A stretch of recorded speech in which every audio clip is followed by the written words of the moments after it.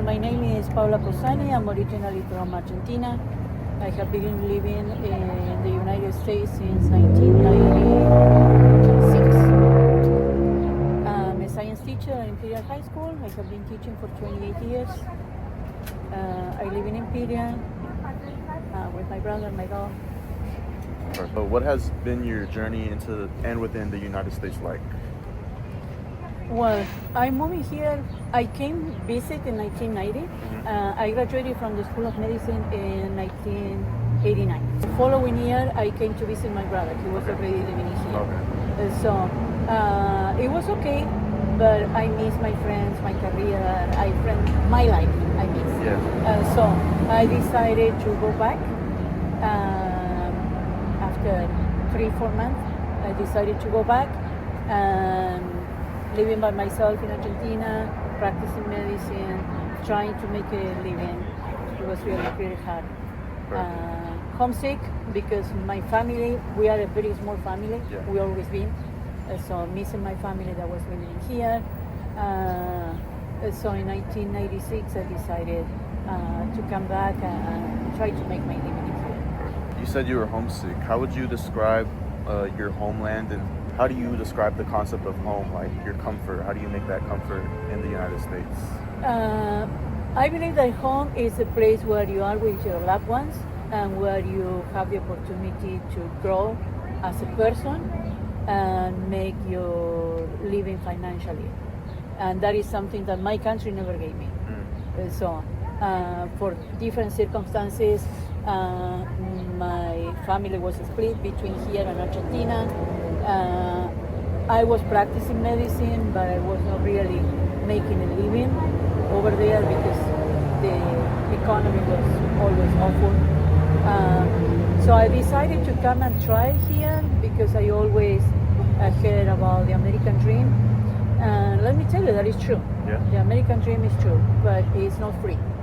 It takes a lot of work, effort, missing, not my country, being completely honest, but missing my friends, my culture, habits, and cost, different things that it took me time to adjust, but it was worth it.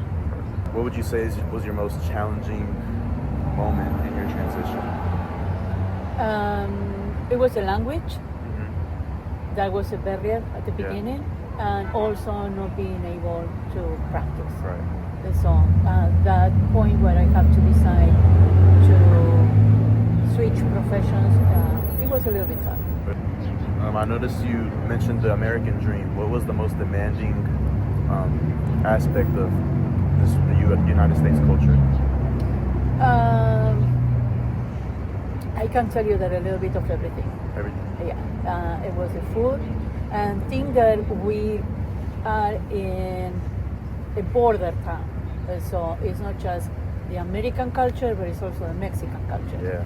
So it was a big adjustment to both. Things like dinner time. So in Buenos Aires, you don't have dinner before 8-9 p.m. So here it was 6:30. It was weird. So going earlier to sleep. Not having many things to do, coming from a huge city, not having many things to do. But once I start working and having my routine and having my responsibilities, that went to a second place. It was not important anymore. So, and now I have to eat at 6:30 and go to bed at 10. Like your own little routine now? Describe your migrant experience specifically in the terms of gender. Do you think gender played any roles in that? Being not just a migrant, but also being a woman with that? Completely honest with you, no. No? No. I had a bad experience my first and second year teaching at Imperial because I felt discriminated, but for the race, not for the gender. For the race? I never found myself discriminated because I'm a woman. Some people, especially men, don't like it, especially when you start making your name, your reputation, showing signs of success. By my first 2 years at the school, I felt discriminated accent. Yeah.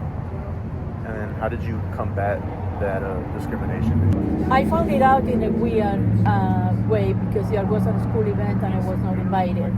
And then I started talking with some other teachers about things going on at the school that I have no clue. And mainly because the other two teachers that I was in the department, both of them were white.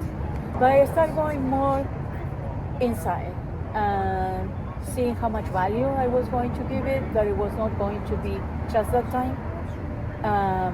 Because of my accent, that could happen many times in my journey here in the United States.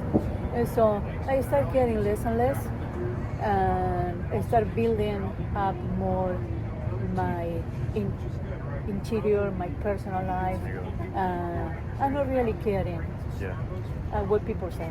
It's personal growth. I think that is the best, and not really. When you know who you are, you start caring less and less what people think about you. Yeah. How do you view the concept of borders, and what are the potential positives or negatives you view in that? I don't know if it is positive or negative, but what I see is a mixture of cultures. So sometimes I feel that in here I'm living in Mexico, really, especially if you get closer. I don't have anything against Mexicans, my best friends are Mexicans. But that blend of culture doesn't make this particular place really United States. Positive is that it's a melting pot, different cultures, access to different things, knowing people from different cultures too. It's not just Mexican. You meet people from some other countries. The negative is the way that the immigration is being handled at the border. So I think that the people that come here to work are doing something good for the United States. Exactly. So I think that instead of chasing them or making it difficult for them, because being honest, Jose, they come here to do a job that nobody else wants to do. Exactly. Nobody wants to work at the field. Nobody wants to clean houses. So giving them the opportunity to do it legally with a permit so they can come, they are not scared, they are not chased, because they are helping the economy to grow. And I think that is unfair that they are chased like animals or criminals when all that they want is to come and do their job. What factors pulled you to the United States, and which ones pushed you away from Argentina? Main reason why I wanted to come was because my dad passed away here. My mother and my brother were living in here, and we have extended family in Argentina, but we were not close. So that was the main factor that made me decide that I wanted to move here. At the same time, Argentina pushed me out because I was working 6 days a week, sometimes 7, and I barely make it to the end of the month. So you didn't have access to anything because the economy in Argentina is still, after 30 years, it's pretty bad. So you work, and you never had anything.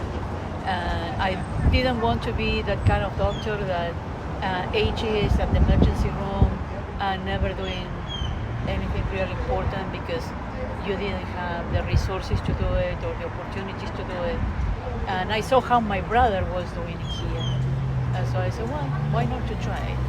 I'm really happy here. Yeah. To the point that I didn't visit Argentina in 30 years. Oh, really? When was the last time you went back? 1986. So you haven't been back since? No. Wow. Today is the 24th of November. Today is 29 years that I Oh, wow. here. Yeah. Perfect. All right, finally, what do you bring to this country that made it your home, and how did you make it feel like home? It could be physical, it could be emotional, spiritual.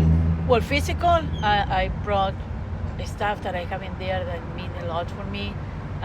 My high school diploma, pictures, photographs.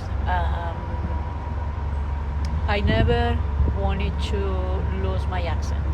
So I know that some people when coming here, they try to adjust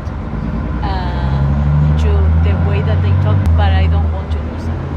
So I try, mainly at home I speak Spanish. I always like to read, listen to music, have friends, small things that enrich me. So food is another thing that I cannot get rid of. Right. So there are some things that I still cook at home that are from my country. I think that I'm very well adjusted to the American culture. So the only thing that I can't is not speaking Spanish anymore. So I need to. It's the only thing that keeps me connected with my roots.